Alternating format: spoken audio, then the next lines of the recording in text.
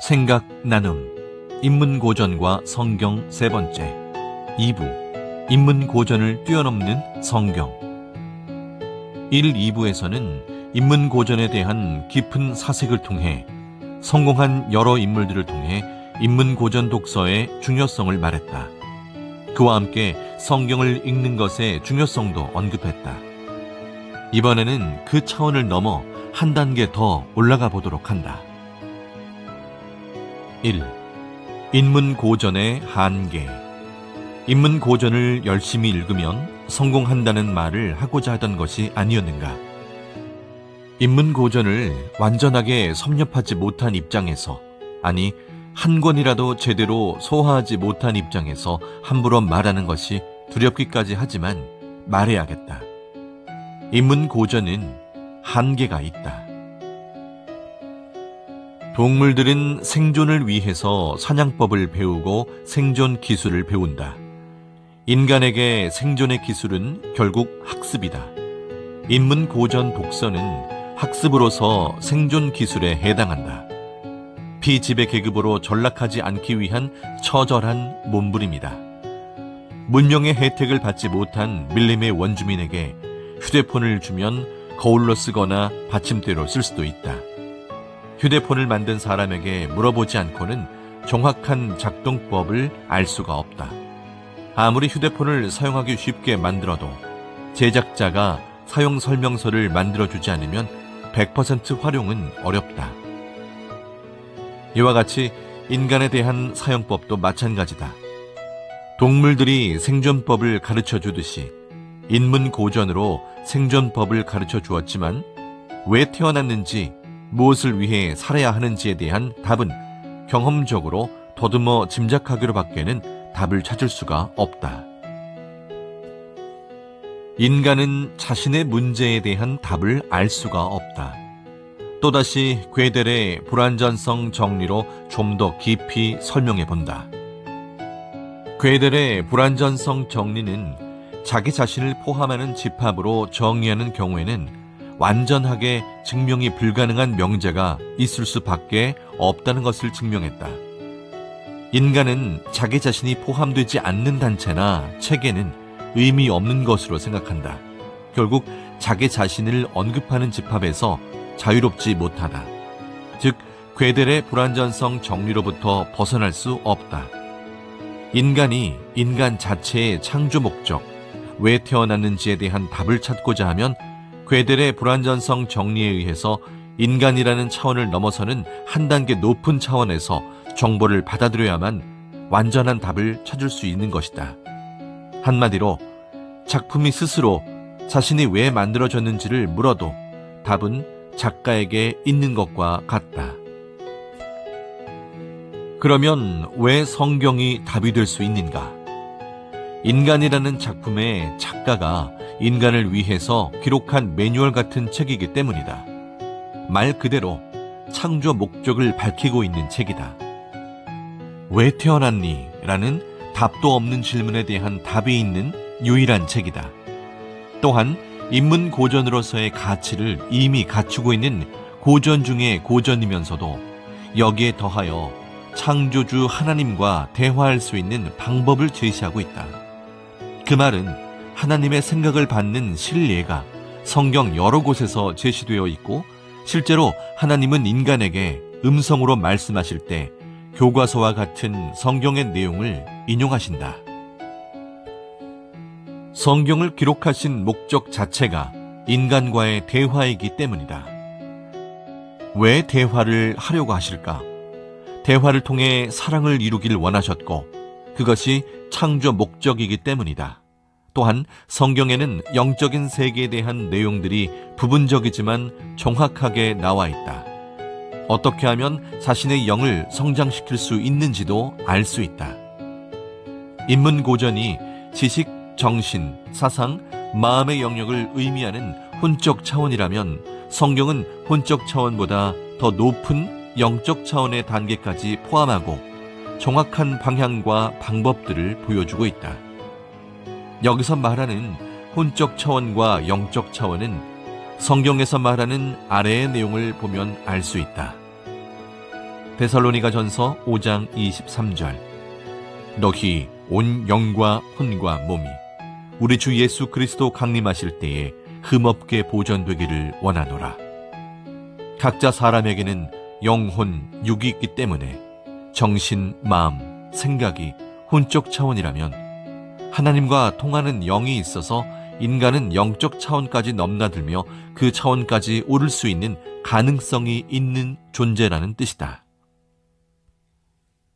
인문 고전들과 성경을 비교한 것은 인문 고전의 특징들을 성경은 이미 갖추고 있다는 것을 알리기 위함이다. 인문 고전을 읽는 목적은 지배 계급으로 올라가기 위한 야심도 될 수 있겠지만 한마디로 뇌의 차원을 높이기 위한 것이다. 왜냐하면 뇌의 차원을 높이면 곧바로 풍요한 경제와 사회적 지위, 권력 이 모든 것을 얻을 수 있기 때문이다. 다르게 말하면 행복하고 평화로운 삶을 살기 위해서도 뇌 차원을 높이기 위한 인문 고전 독서는 중요하다. 즉, 인문 고전을 통해서 육적인 삶에서의 100년짜리 성공은 가능하다. 어떤 사람들은 책을 남겨서 이름을 남기면 100년짜리가 아니지 않는가라고 말할 수 있지만 성경에서 말하는 진정한 성공은 육신의 삶을 통해서 성장한 영이 누리는 영원한 성공을 말한다. 이름만 남기는 성공이 아니라 육신의 행실로 만들어진 영으로 계속 이어지는 혼을 통해 육신으로 살 때의 기억, 경험, 생각이 그대로 영으로 전달되어 연속적으로 이어지는 영원한 삶이 한 단계 차원 높은 삶으로 이어지게 된다. 2. 왜 성경을 보아도 명확하게 답이 보이지 않는가? 당시에 구할 수 있는 인문 고전들이 라틴어로 되어 있는 것들이 많았기 때문이기도 했지만 일부러 저자의 문체와 행간의 의미가 살아있는 원전을 읽기 위해서다. 마리 퀴리도 번역되지 않은 원전을 읽었다고 한다. 그러면 성경도 원전으로 읽어야 하는가? 구약은 히브리어, 신약은 아람어와 그리스어로 되어 있으니 세 가지 언어를 그때 당시 기록될 당시의 원어 형태로 공부해서 읽어야 할까? 성경을 읽기 위해 히브리어, 아람어, 헬라어를 공부하는 것이 중요하지 않다. 그것보다 더 중요한 것이 있으니 비유를 해석할 줄 알아야 한다. 성경은 정말로 비밀 문서다. 비유로 감추어진 비밀 문학이다. 마태복음 13장 35절. 이는 선지자로 말씀하신 바 내가 입을 열어 비유로 말하고 창세부터 감추인 것들을 드러내려 함을 이루려 하심이니라. 다만 마음이 순수한 자들, 하나님의 나라를 반대하지 않고 교만하지 않은 자들에게는 성경의 비밀이 허락되었다. 마태복음 5장 3절. 심령이 가난한 자는 복이 있나니 천국이 저희 것이미요. 심령이 가난하다는 것은 마음이 교만하지 않고 선입견 없이 있는 그대로의 순수한 진리를 받아들이는 자세를 말한다. 마태복음 5장 8절. 마음이 청결한 자는 복이 있나니 저희가 하나님을 볼 것이미요. 근본적인 물음에 대한 답은 인간의 차원을 한 단계 오른 차원에서 얻어야 한다. 인문 고전은 저자가 있다. 인류의 보물이고 자산이지만 인간이 쓴 책이라는 한계를 넘어설 수는 없다. 인간에 대한 근본적인 물음에 대한 답은 인간에게서 얻을 수가 없다. 그런데 성경의 저자도 역시 인간이지 않는가? 성경의 여러 저자들은 창조주 하나님의 생각을 받아 기록했다. 성경은 하나님께서 인간과 대화하기 위해서 기록한 텍스트이기 때문에 성경을 통해서 하나님을 알게 되고 아는 만큼 소통이 가능하다. 신의 생각을 받는 것, 신과 대화를 하는 것, 그를 통해 신과 사랑을 나누는 것.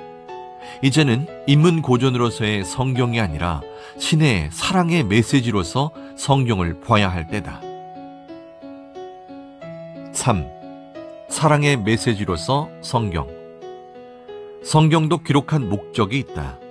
창조주 하나님은 인간과 대화하기를 원한다. 왜? 무슨 이유로 대화하시기를 원하실까? 인간에게 무엇을 바랄 것이 있을까? 인간은 왜 태어났는가에 대한 답을 알아야 한다. 그래야 성경의 의미를 다시 보게 된다. 한마디로 사랑이다. 너무 단순한가? 고작 사랑이라니. 우주를 창조하신 신이 TV에서도 볼 수 있는 어디서나 넘쳐나는 단지 사랑 이야기 때문에 인간을 창조하셨다고? 짝사랑을 해본 사람은 그 가슴 아프고 저린 마음마리를 잘 알 것이다. 왜 사랑, 짝사랑에 대한 이야기를 먼저 한 것은 짝사랑이 있어야 사랑이 완성되기 때문이라는 것을 말하기 위함이다. 모든 것은 짝이 있다. 남자와 여자, 플러스와 마이너스, N극과 S극, 전자의 업스핀과 다운스핀, 수많은 짝을 생각할 수 있다. 그러면 무형세계의 짝은 무엇일까? 그렇다. 유형세계다. 우주는 유형세계다. 아니, 우주가 아닌 또 다른 세계가 있는가? 우주의 시작이 있고 팽창하고 있기 때문에 우주 밖이 있다. 우주의 시작이 없고 처음부터 존재했다고 믿는 과학자들도 있지만 그 이론은 이제 한계에 부딪혀 잊히고 있다. 우주가 존재하기 전의 세계가 있었다. 그것이 무형의 세계다. 하나님이 우주를 창조하기 전의 세계다. 그 무형의 세계에서 하나님은 천사와 있었지만 천사는 육신을 갖고 있지 않기 때문에 영을 성장시키는 데 한계가 있다. 무슨 말인가? 하나님의 상대체, 사랑의 짝이 되기 위해서는 하나님과 동등급으로 성장된 완전한 영이 되어야 한다는 것은 당연하다. 그런데 영은 물질이 아니기 때문에 생각하면 바로 실현되는 특징을 가지고 있다. 육신을 가지고 있으면 화장실 가야 하고 잠자고 먹어야 하지만 아주 큰 장점이 있다. 생각하면 육신은 직접 몸을 일으켜 가야 한다. 영은 바로 순간 그곳에 가 있기 때문에 생각을 고치거나 마음을 다잡을 기회가 아예 없다. 육신이 있으면 나쁜 짓을 하러 가는 시간 동안 다시 마음을 고쳐 먹을 수 있지 않는가. 그래서 육신은 영에게 기회다. 그래서 성경에 육으로 심고 영으로 거둔다고 말하고 있다. 육신의 행실이 영을 만든다는 것이다. 고린도전서 15장 44절. 육의 몸으로 심고 신령한 몸으로 다시 살아나나니 육의 몸이 있은즉 또 영의 몸도 있느니라. 결국 육신을 가지고 진리의 말씀을 가지고 삶 속에서 실천하여 영을 성장시켰을 때 그 영원한 영이 창조주 하나님의 상대체, 사랑의 짝이 되어 영원히 사랑하며 살게 되는 것이다. 이것이 창조 목적을 이루는 삶이다. 그래서 성경을 기록하여 인간에게 주신 것이다. 창조 목적을 이루기 위해서다. 인문고전은 돈과 명예, 권력 이런 것들을 주지만 성경은 인간의 태어난 목적, 즉 창조 목적을 이룰 수 있게 해준다. 그렇기 때문에 이제는 성경을 통해 자신이 태어난 목적을 이루는 삶을 살자.